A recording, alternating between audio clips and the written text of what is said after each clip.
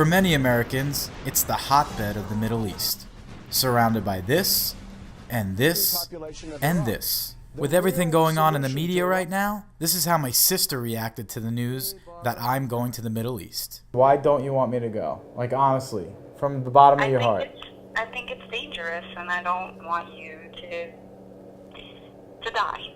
You have nothing to worry about. It's a beautiful place. It's like going to Long Island.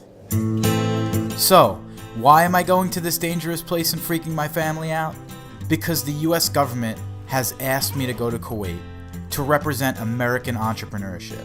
Also, according to TripAdvisor, it's not dangerous at all.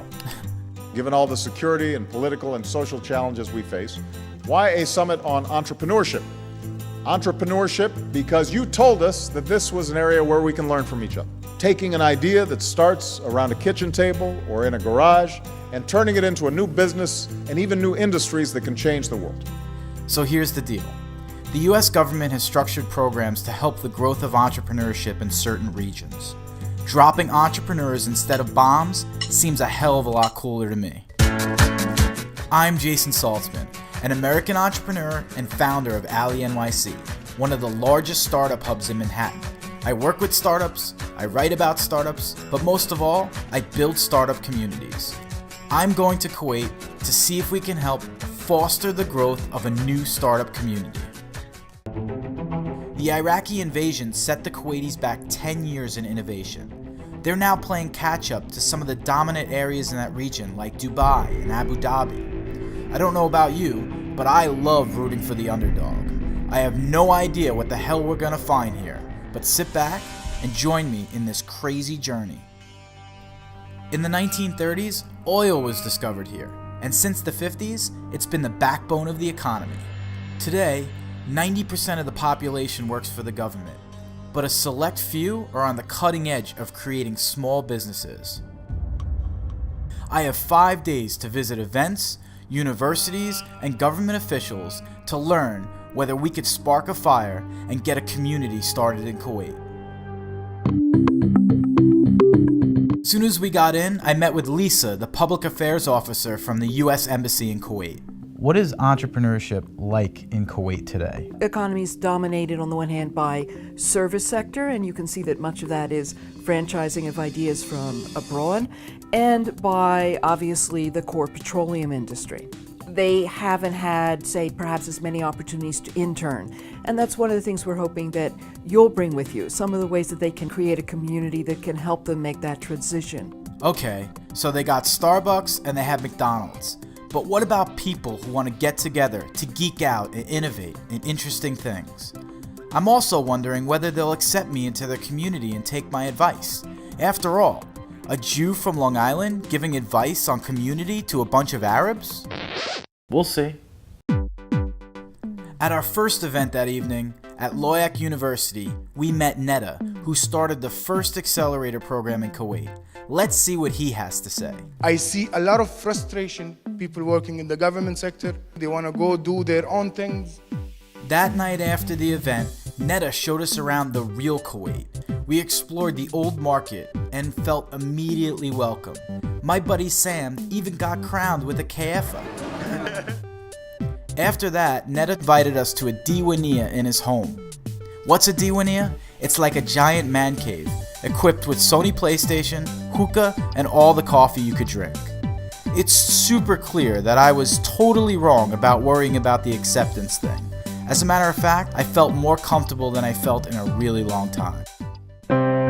Day 2, first stop, Sardab Labs, Kuwait's first co-working space. In New York City, AlleyNYC was one of the first co-working spaces. Now, you can't walk down the street without running into one. It feels a little bit like an AA meeting, but there's no alcohol here, so. Oops, I'm still adjusting to the no drinking thing. Alcohol has been banned here since the 1960s. One entrepreneur was concerned about the economy's reliance on oil. We spent our money on creating energy. Kuwaitis perceive renewable energy resources a threat to Kuwait, which in reality it's not. Maybe that day will come where people aren't making money off oil anymore, and that hurts that sector in Kuwait, but everybody here is thinking about something different right now. I was blown away by some of the ideas presented to me by some of the young entrepreneurs. I was also happy to see the amount of women that were entrepreneurs. So we have a product that helps the deaf and mute children Okay, right. communicate to society. People are saying it's not good enough, you know. The market. Yeah. You're saying the market's too The small. market's too small, yeah. But I don't think your market's your biggest concern. It's clear that the country's future economy depends on these eager individuals who want to build things. I realized that they're in need of mentorship, and if I can create a community through this monthly meetup, they'd have a place where everyone can learn from one another. We did this in New York City, and it's called a New York Tech Meetup. Afterwards, we sat down with Haider, who runs Sardab Labs. Apparently, even successful startups have a hard time finding acceptance in the community. One of the founders of Startup Kuwait, he's behind fishfishme.com. You hired fishing trips. To this day, his family keep nagging him on when are you going to get the job. And he's growing, but they don't see it as something stable or something worth pursuing. At one of the events, we met an awesome guy, Khalid, who runs Launch on Fire, a podcast featuring entrepreneurs in the Middle East. He works in the Alhambra building, the tallest building in Kuwait and one of the tallest buildings in the world. I've been told he's the godfather of the entrepreneurial scene in Kuwait. Okay, let's get started with our first ever English episode on Launch on Fire. Usually we have in Kuwait a culture kind of not supporting entrepreneurship at all. So they are always afraid of their sons and daughters to go and start up their own businesses. They'd rather, work in the private sector or companies. What's your thoughts about that topic? Community solves this problem. Today was awesome. We met people with a ton of passion and great ideas, and they even have some success stories. The main problem seems to be that the culture is not ready for this. But if we can create a new community, we'll change the culture. We need to hold a meetup so everyone can get together from all these separate communities. The only thing that worries me is if we can get everyone together. But if we could pull that off, it will be a game changer. Day 3. Khalid invited us to one of his events, where we met some people already running businesses or hungry to start one. I am a marketeer, been doing it for 19-20 years, and then just recently decided I was going to jump ship. We provide 5-star housekeeping services to both corporate and residential. You might have an idea to get more, to do social good around chocolates, but you need a developer to help you distribute that platform. You might share that information with somebody, and before you know it, you're sitting with the developer that's like, I could do that for you. Life is going to be about sharing, having fun, loving what you do.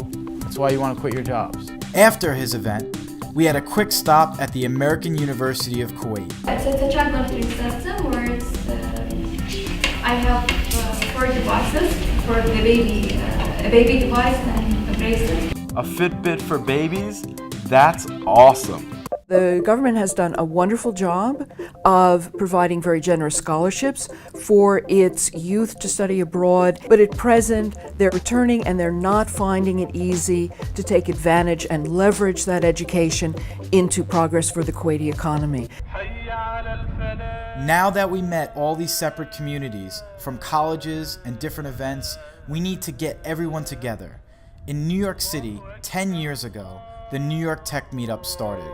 It started with 2 people, and now it's 40,000 members strong, and it has aided in the growth of amazing startup communities. If it wasn't for the New York Tech Meetup, AlleyNYC would never exist, and I would not even be talking to you right now. What a sad thought. One thing I'm well known for in New York City is a marketer and PR guru, and we need to market and PR the hell out of this to get more people to come to this event. I contacted Al Watan TV and asked to be on their morning show. This show is like the Good Day New York of Kuwait, and guess what? They said yes. And I made an announcement. There's plenty of lessons to learn from, but it is a long, difficult process. So you need a support system. Do you think Kuwait is ready to... I do. There's events all over Kuwait City, and that's the beginning of something special. We created a meetup on the meetup.com platform, and we are hosting the first ever Kuwait Tech Meetup I would like to invite you and your audience to come and see what it's like to build a community. Major network television? Check. Now it's time to blast this message to the rest of the Kuwaiti world. I went on a ridiculous press tour. I felt like Ryan Seacrest. There were photos and videos, and there were selfies. Lots and lots of selfies. Selfies are huge in Kuwait. This is pretty amazing. Would you look at this? SALTZMAN to inspire Kuwaiti youth. It's the day of the meetup, and I'm really hoping we have a good turnout. I did everything in my power to inspire people to overcome boundaries and get together. People are just like you just gotta jump out a little bit, and that's what community does. In order to get extra credit, you have to sign up. You want coders? This is how you get coders, right here. We just got word that the US ambassador himself is going to speak at the event. We better not embarrass ourselves. I really hope people show up. When we first arrived with only 10 minutes before the event, it wasn't looking good. But right before the start, people streamed in and filled the place up. Microsoft and Google and Twitter started as small groups of people with a powerful idea, but built into worldwide corporation. It's important that small businesses and people who have big ideas but haven't yet turned them into something concrete have a chance to come together. I want everybody to get up. Stand up. I want everyone in this room to go up to somebody they do not know and introduce yourself. That's my point. This is awesome. The event was awesome. Young entrepreneurs got to hear success stories and demos from established startups, and people from Serdab Labs, Launch on Fire, AlleyNYC, and the American University of Kuwait were all there together. After last night's success, we even got a meeting with the US ambassador himself. As I said at the launch the other night, ultimately what we want to do is create a Kuwait entrepreneurial community that can feed on itself and sustain itself. And anybody who was of my generation or older and who lived through the Iraqi invasion and the liberation has very deep emotional ties to the United States. And that is why we are incredibly happy that you are here, incredibly happy that you have started the Kuwait Tech Meetup. It changed my life. You know, it really touched me, and I see nothing but opportunity for the Kuwaitis. They're intelligent, they have opportunity in front of them. They just need a little bit of direction from the people that have been there before, and who knows what can happen. Going to Kuwait got me super inspired to continue the dialogue between New York City and everyone I met. I realized I have a huge amount of resources to share and have partnered with the people I met to set up exchange programs between AlleyNYC and Kuwaiti entrepreneurs. Now that we had a successful launch of the Kuwait Tech Meetup, I only hope they keep it up. It takes a ton of work and dedication to grow a community, and this is only a small piece of the beginning.